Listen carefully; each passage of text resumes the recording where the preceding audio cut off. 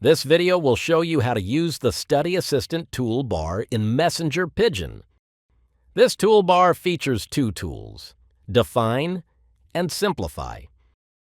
Let's start with the Define tool. From any transcript page, tap a word that you would like a definition for. Then, tap and hold anywhere on the transcript. From the menu, select AI Tools. Select Define.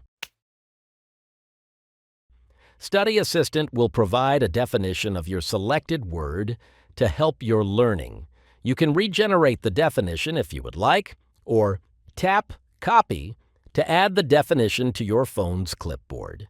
Selecting Add to Notes will copy and paste the definitions into your personal notes for that session, so you can refer back to it later. Now, let's try the Simplify tool. Tap and hold over any block of text in your transcript. From the menu, select AI Tools. Next, select Simplify.